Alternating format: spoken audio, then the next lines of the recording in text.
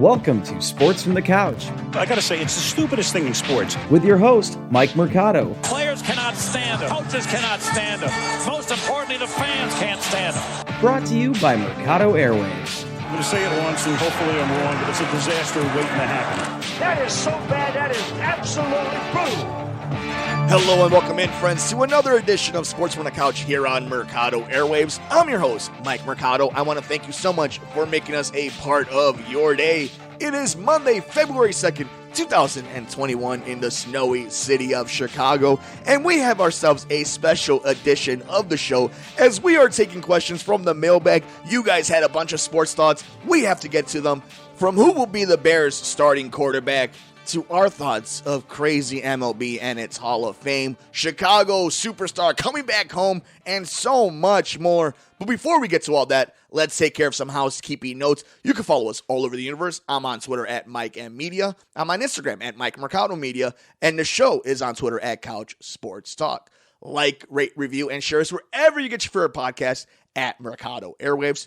You can support the network at patreon.com/Mercado Airwaves, the home to our interviews with athletes and celebrities that you could get before anybody else and ad-free at patreon.com/Mercado Airwaves. Guys, we have swag. We have some awesome clothing that you could check out at teespring.com/Mercado Airwaves. We even have a really dope Merc Out Cancer shirt where proceeds are going to cancer survivors and cancer research. That's teespring.com/Mercado Airwaves.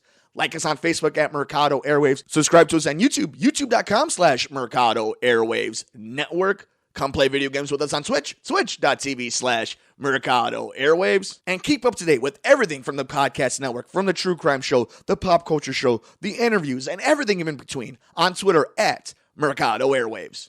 Alrighty, friends, let's go ahead and get into the mailbag. If you would like to submit a question to the show, send us an email at sportsmercadoairwaves@gmail.com. Leave us a comment on Twitter at Couch Sports Talk. I'm on Twitter at Mike M Media, and of course on Instagram at Mike Mercado Media. And the first one is from our friend Adam. Universal DH. So right to the point, no question. Yeah, I guess this is coming off of some of the recent news that we're hearing about a shortened MLB season, about 152 games, 155 games, around that range. And the big holdup seems to be that the owners are trying to negotiate I guess you can imagine as a trade-off, right? They want extended playoffs. And in order for that trade-off, they're willing to get rid of the universal DH or give them the universal DH. I'm not 100% sure off the top of the dome, but Buster Olney was actually on Greeny this afternoon, and they were talking about it. And it's really interesting because at the end of this conversation, and they're going into minute detail and the nuance of what's going on between these negotiations, and at the end of it, it just came down to they're arguing for the sense of arguing, for the sake of it. And a lot of it is because of the 2016 CBA, because the Players Association got hosed by the owners, which typically happens. The owners typically win when it comes to player association versus ownership CBAs, right? So now you're at this point where they're arguing about whether or not they should have a universal DH, whether or not they should be more teams in the playoffs, whether or not they should delay the start of the season, push it back a little bit. You know, I think this idea of like that is this bad thing, really start thinking, would you rather have baseball? Yeah, it's going into the football calendar, but wouldn't you rather have baseball deeper into October and a little bit into November, opposed to February and March? You know, I understand the spring training aspect of it, but I just feel it's better off right now, and this isn't forever, but for right now, move the schedule. You've done this dance before. It is February of 2021. You have done this before already. Just do the rational thing. Work with each other. Talk with each other. These two sides make so much money, and you're seeing it the way it impacted the free agency in the offseason. It is February 1st. It took to the end of January for Nolan Arenado to get moved, for the Cubs to make a big play for Cody Bellinger. Like, there was so much time, and a lot of this is just the way the relationship between these two sides work. And right now, they're again threatening the start of a season, not being on the same page. Can you imagine what this is going to look like a year from now when they are in negotiations to get the new CBA? It's going to be a nightmare.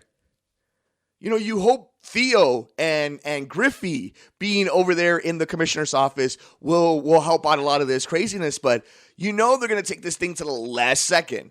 And I do think that a strike is in play.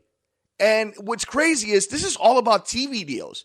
All of this comes down to, can you make money from your television partners? And there's no surprise, people who've never heard about this stuff are now experts in it throughout this entire pandemic. So you're going to threaten losing the start of a season or threaten losing the entire season because you guys can't get along. You can't make concessions. You can't give up a little bit of money. You don't want to pay for the assets that are making you able to build around Wrigley Field, or what the Dodgers are doing, or the Red Sox and Yankees did. You're seeing that San Diego's putting this all together.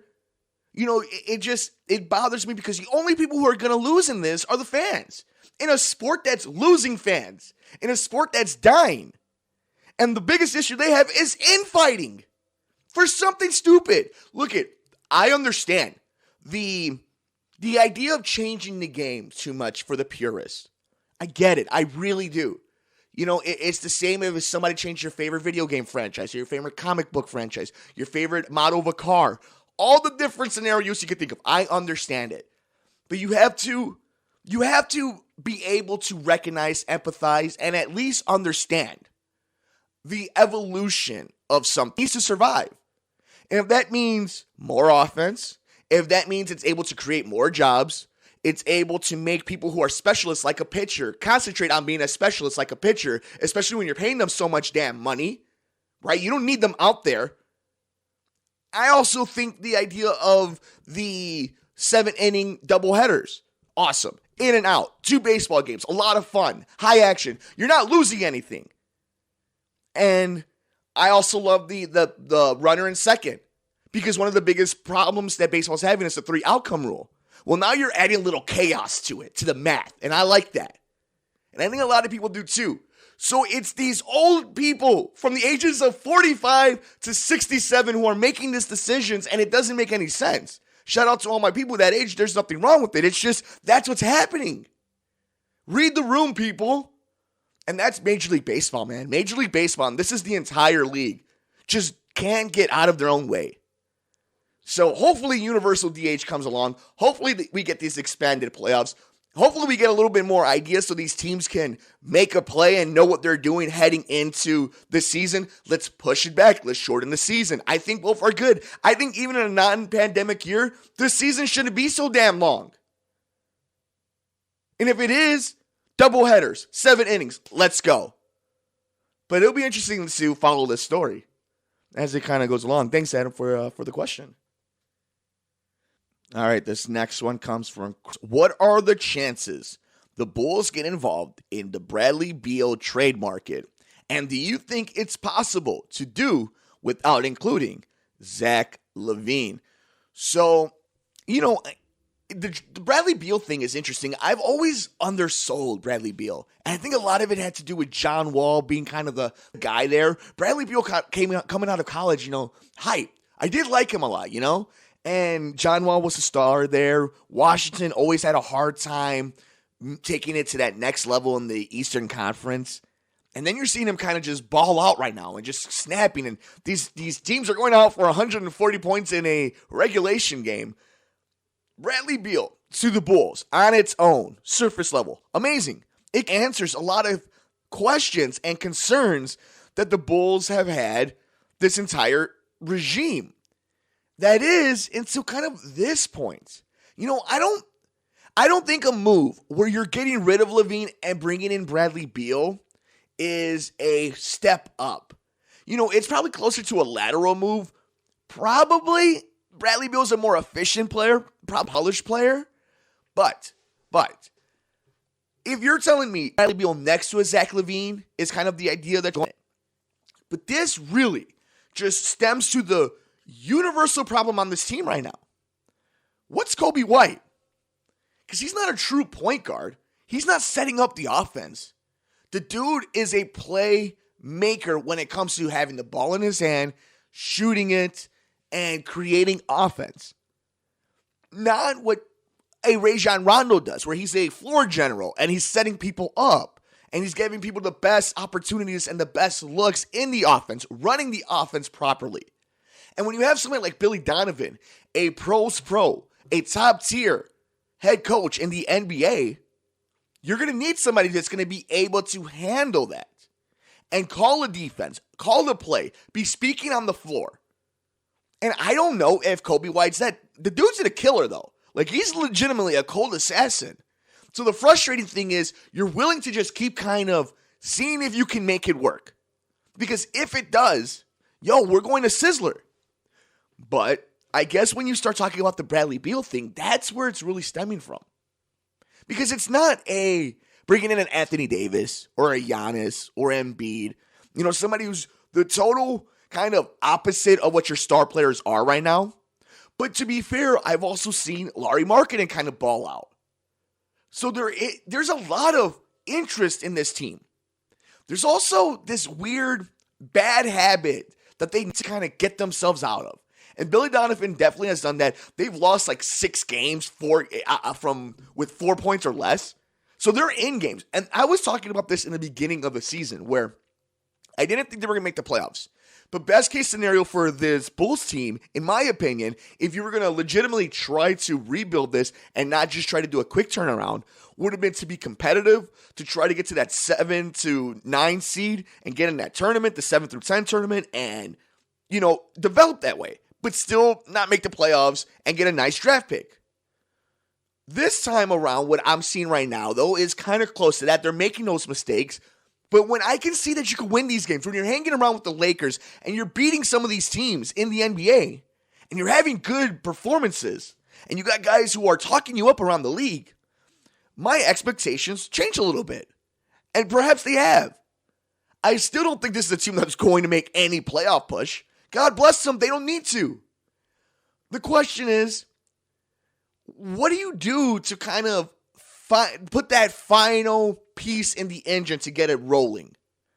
And when you ask about Bradley Beal, it's an amazing talent, but it's really the answer to a question nobody really wants to ask or nobody knows how to ask. It's, what are we going to do with Kobe White? And what are you going to do with Zach LaVine?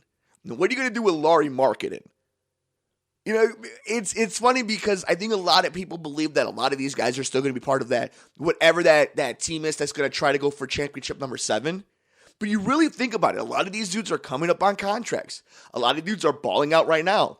And you're marrying yourself to these guys to hope that at some point you're able to make a real run and bring in a superstar. But if you're signing Zach LaVine to a max deal, Lauri Markkanen to a max deal, that doesn't leave room to bring in anybody. So the Bradley Beal deal is really interesting, and to see if they're in that sweepstakes. But at the end of it, I think we can say this. The Bulls have been more entertaining, have been a better show, and still have been a little disappointing all at the same time, and all those things can be true. But we'll definitely keep our eye on and see where the Bulls are when it comes to the trade market this season.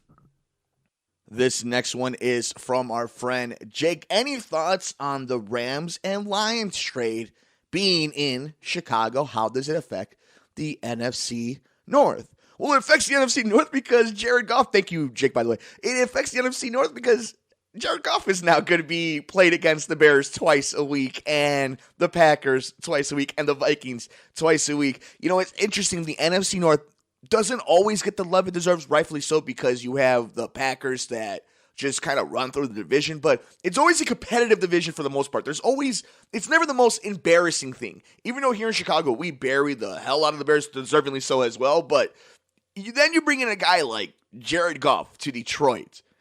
It's such a Detroit move. You know what? Let's talk about it. I have it up right here. In a blockbuster trade, this comes to us from CBS Sports. In a blockbuster trade, the Lions sent Stafford to the Los Angeles Rams in exchange for the Rams' first-round draft picks in 2022 and 2023, a third-round pick in 2021, and quarterback Jared Goff.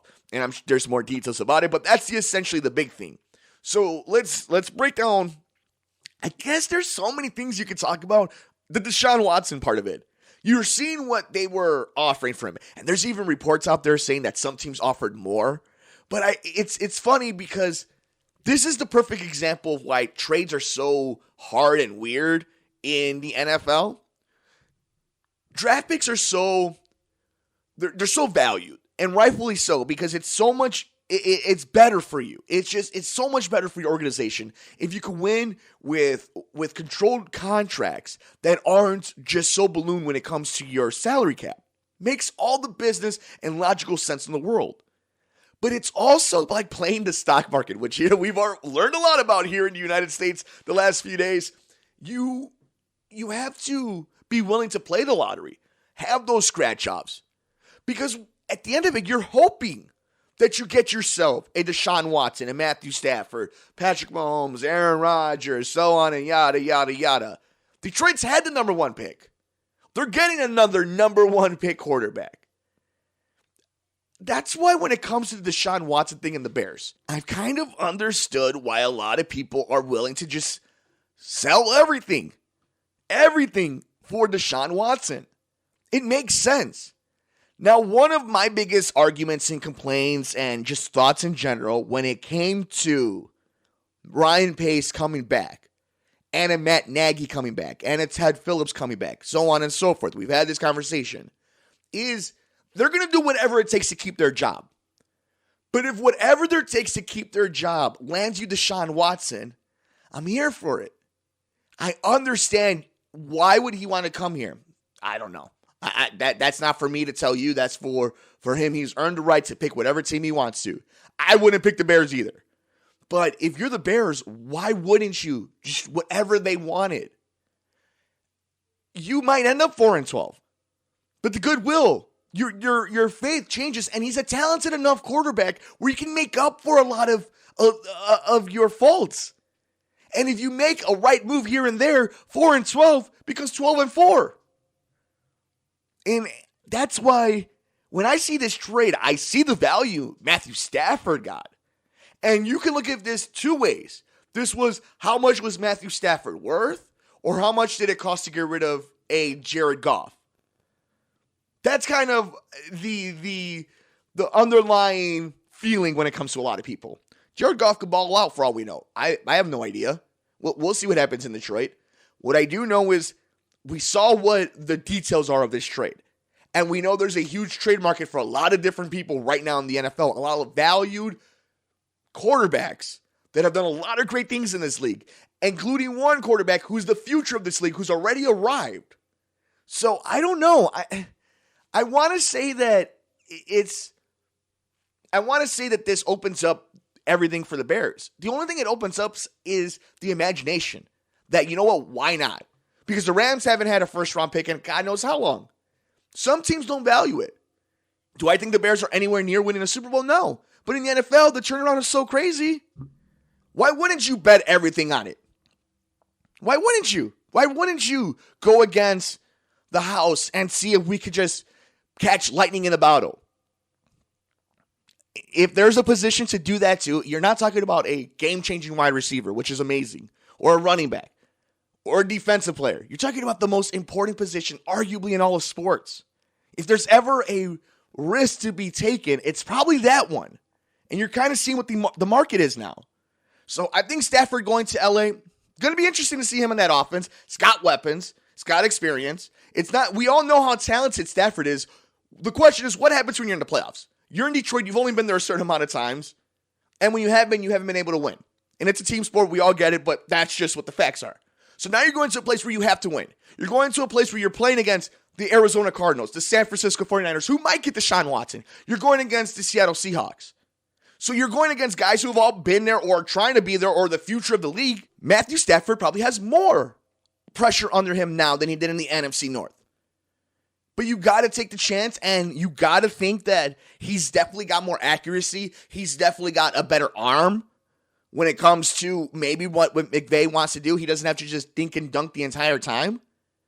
So there's a lot of interesting storylines going from there, but the pressure's on for both of these guys. And now that we have this love for draft picks in the media and as a fan base, even more now than ever. So we'll see how this one plays out, and we'll see how the dominoes fall from it with the value of a Matthew Stafford, what that means for guys like a Matt Ryan, a Deshaun Watson, Carson Wentz, and so many others. But thank you for the question, Jake. It'd be interesting to see the NFL, even during Super Bowl week, so much stuff to talk about, not on the field. The amazing Maggie-ass Chicago's own Candace Parker signs with the Chicago Sky. How are you feeling about this? I am absolutely ecstatic to have the one and only Candace Parker joining her hometown team. We are talking about somebody who is an MVP, a Rookie of the Year, a champion, a comeback, and multiple MVPs and Defensive Players of the Year, an amazing analyst, amazing person, and so much of a good vibe to the city. You've seen it on social media at Chicago Sky on Twitter. Welcome home at Candace_Parker. And this is from the Los Angeles Sparks, forever woven into the elite tapestry of Los Angeles basketball for the 13 years of achievements and accolades on and off the court. Our city and our fans, thank you at Candace_Parker. Go Sparks. And yeah, I mean, you talk about Mount Rushmore of LA basketball. Think for a second. Think about the amazing professional basketball players that have played in Los Angeles, and even for the Los Angeles Sparks. And Candace Parker arguably is the best one of all of them. Like, that is unbelievable. And I was asking this question, and from what I've heard, I'm not going to pretend to be a WNBA expert. Everybody knows how badass a Candace Parker is. And Diana Taurasi also coming back to the league. She signed back with the Mercury. But what I was asking is like, okay, this signing, is this one of these make goods? Let's bring a aging veteran back home. Let's sell some tickets. Let them go on their farewell tour. And apparently not.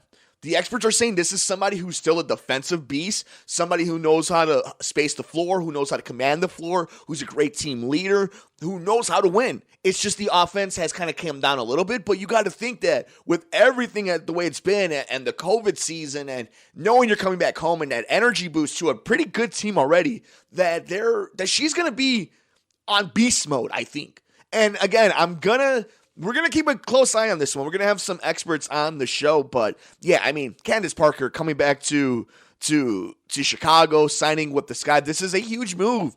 You know, this is a huge move. I don't know what to equate it. I guess this is like John Lester coming to the Cubs and being that starting piece or that foundational piece. That's what I can think about the most recent Chicago team. We'll see how it plays out the White Sox if they end up going on a crazy run. Who was that linchpin? But I think for the Sky, you might have found it. And if, oh my God, this leads to a championship, let's go. So shout out Candace Parker coming back home to Chicago and play for the Sky. I hope we get a chance to safely see them in the arena too. That would be awesome. So thank you, Maggie, for the question. Oh, look, we got one from good brother Alex. Who will be the Bears' starting quarterback? Well, before we answer that, don't forget, if you are a pop culture fan, you could check out the Pop Culture Show, the podcast, The Good Brothers, with your host, Alex Mercado, and moi. I'm on it. Check us out wherever you get your favorite podcasts at Mercado Airwaves, and they're on Twitter at Good Brothers Pod. So who will be the Bears' starting quarterback? There's a few guys. I was looking at this a few days ago. You know, guys from like Jameis Winston, Cam Newton. I'll throw them on there just because people are talking about it. Deshaun Watson, Aaron Rodgers. I mean, he talked about it, but then he goes on Pat McAfee's show and, you know, says, no, I'm staying. I don't know why people make a big deal out of this. Matt Ryan, so on and so forth. Ryan Fitzpatrick. Okay, so Stafford out of the equation. He's in LA. Done. Okay, Jared Goff out of the equation. He's in Detroit. Done. Sam Darnold, does that interest you? I guess the idea is, what do you want to see from this Bears team? We talked about it with the Deshaun Watson idea from the Stafford and Jared Goff trade between LA and Detroit. If you're looking at it as, like, let's rebuild, then what I do is I bring in a veteran, I draft somebody, and I play Nick Foles. That's it. That is literally it. You bring in Matt Ryan or somebody like that. You have Nick Foles carry a clipboard, and you draft a quarterback somewhere in this draft. That's if you're rebuilding. If you're trying to compete, If you're trying to compete, then you invest on every other position but quarterback, get a veteran, and you hope for the best. You just try to run it. Just try to catch lightning in a bottle. If you want to do some chaos magic and watch the world burn, you give up the entire franchise for Deshaun Watson. So what do I think? Out of all those scenarios, how do I think this plays out? I think if you're doing the veteran idea and then drafting somebody and keeping Nick Foles in, I guess you're looking like at a Matt Ryan or a Ryan Fitzpatrick. If you're looking at developing somebody while also maybe trying to win and catch lightning in a bottle, that middle option, Sam Darnold, Jameis Winston, and then obviously Deshaun Watson. It'd be interesting to see where Jimmy Garoppolo falls in all this, if Bill Belichick wants to kind of get him back, if he stays in San Francisco. Like, I keep going back to names like Jameis Winston and to names like Ryan Fitzpatrick.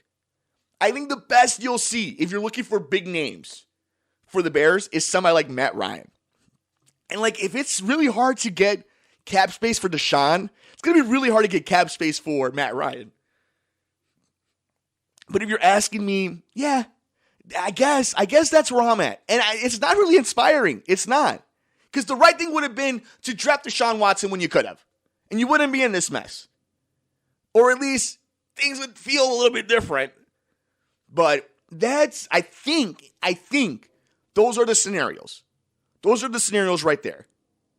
And they're all so different and all so similar, and doesn't get them any closer to a Super Bowl. But do they go the route of a Jameis Winston, Sam Darnold? Let's see if we can rebuild somebody and catch Ryan Tannehill lightning in a bottle. Do they go the Nick Foles, Matt Ryan, draft the quarterback route? Or do they go all in and try to get somebody like Deshaun Watson? I'm leaning towards the middle. Bring in Jameis Winston, bring in Sam Darnold, and try to go for it right now, because everybody's job is on the line. But it'd be fascinating if it's one of the other two. It'll be more fascinating for us if it's one of the other two options. Thank you, good brother, for that question. This one comes to us from Cisco. Will the White Sox make it past the wild card round? And it's interesting because everybody knows that I'm actually pretty high on the White Sox this year. The real question for them is not about offense. It's if their pitching rotation can stay healthy, can stay consistent. Depends on what you get from like Lucas Giolito, somebody like a Dallas Keuchel, who's going to be that veteran force, a Lance Lynn, a Dylan Cease, a Ronaldo Lopez. They brought back a Carlos Rondon. Well, like, how would that play out for them when it comes to injury? Obviously, Liam Hendricks coming in. So you saw that this offseason, the moves that they were making were to solidify the pitching. Because you know what you're getting from MVP Jose Abreu, Eloy Jimenez. You know what you're getting from Luis Robert. You know what you're getting from Tim Anderson. What you're getting from Yohan Moncada if he bounces back from COVID-19. Like, there's a lot to like about this White Sox team.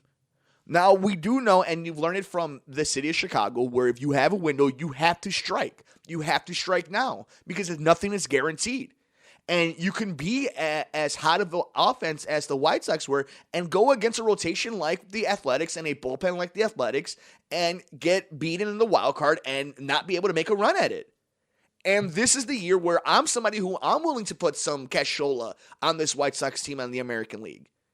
But it all comes down to that rotation, how people bounce back. We're not even talking about Kopech. There's a lot of questions still about this team. But I want to see a magical upgrade. I don't want to just see him being a single guy. I want to see him have some pop to his bat. I want to see him do something special. I do think you're going to see an even bigger jump from Tim Anderson. So I'm excited about this White Sox team. I think you guys should be as well.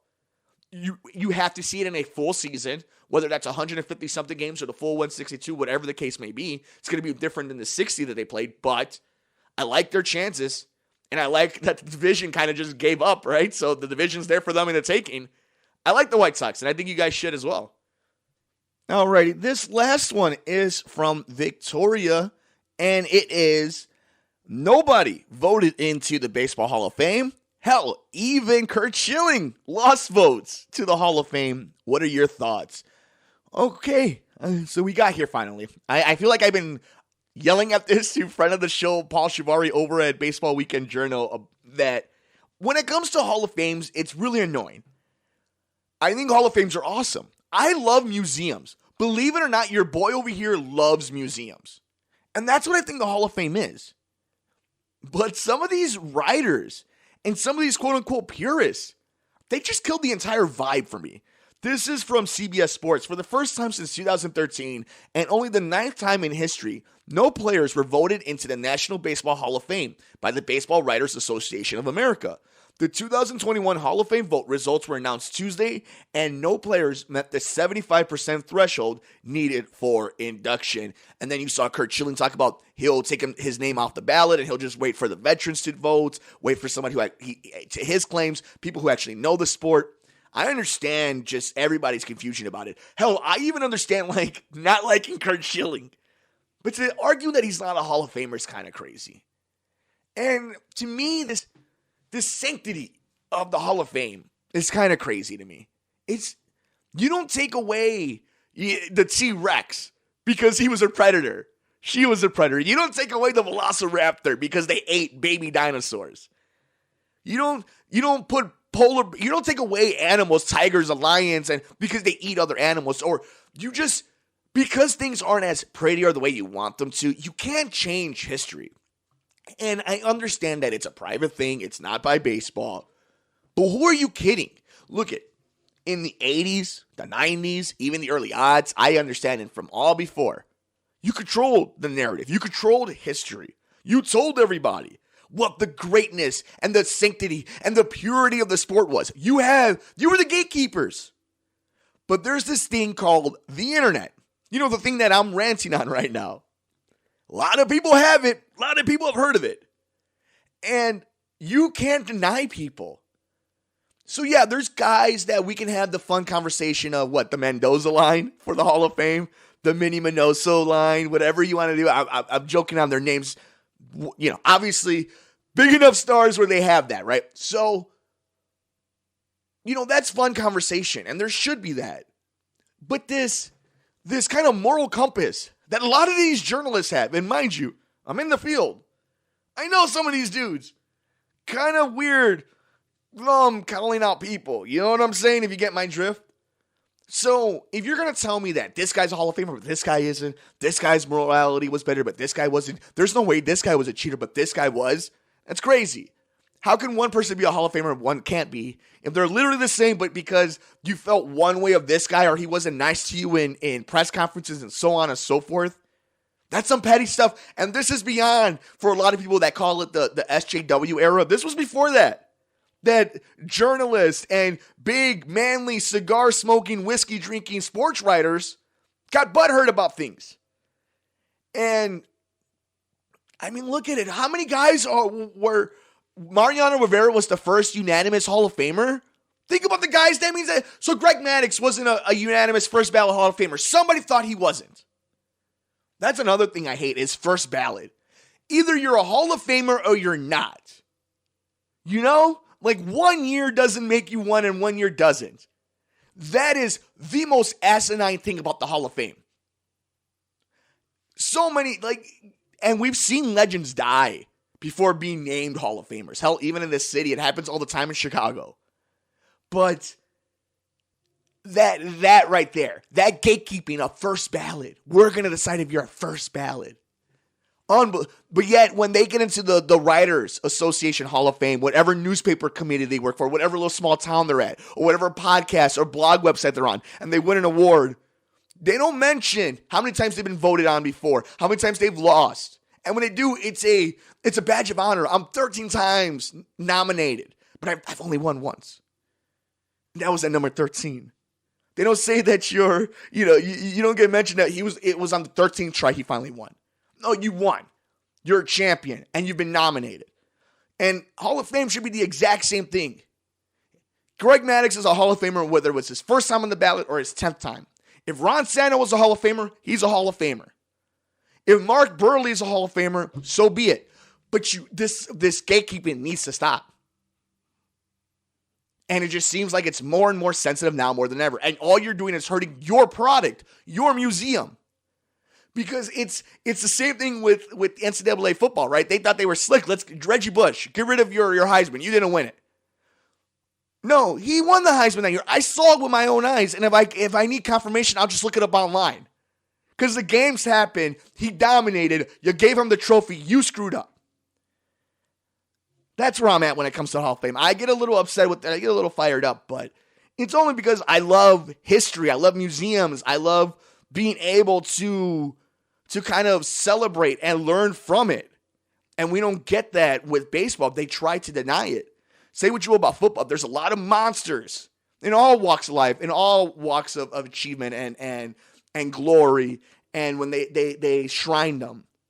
But the NFL has had plenty of dudes who are just monsters, just horrible men. But in their field, they were Hall of Famers. Their sport recognized them. And then maybe they did something horrible. Maybe they did things in private that eventually came out. But the sport recognized what was within the sport. And then it's up to us how we judge them and how we want to remember them in history.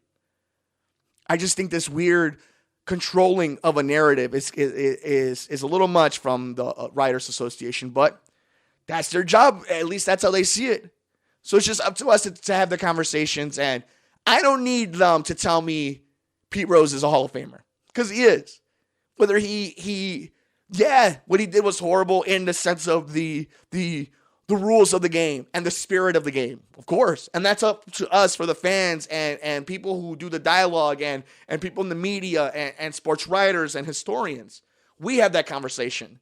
But in the museum and in lore, he's a Hall of Famer. That's where I'm at right now. So I think it's just crazy that nobody got in this year, but that's baseball for you.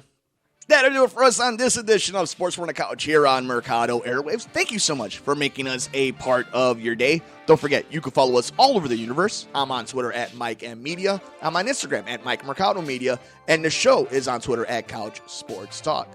Like, rate, review, and share us wherever you get your favorite podcast at Mercado Airwaves. You can support the network at patreon.com/Mercado Airwaves, the home to our interviews with athletes and celebrities that you could get before anybody else and ad-free at patreon.com/Mercado Airwaves. Guys, we have swag. We have some awesome clothing that you could check out at teespring.com/Mercado Airwaves. We even have a really dope Merc Out Cancer shirt where proceeds are going to cancer survivors and cancer research. That's teespring.com/Mercado Airwaves. Like us on Facebook at Mercado Airwaves. Subscribe to us on YouTube, youtube.com/Mercado Airwaves Network. Come play video games with us on Twitch, twitch.tv/Mercado Airwaves. And keep up to date with everything from the podcast network, from the True Crime Show, the Pop Culture Show, the interviews, and everything in between on Twitter at Mercado Airwaves. Enjoy all the games, take care of yourself, take care of each other. We will see you next time here on Sports from the Couch on the Mercado Airwaves Network. I'm Mike Mercado.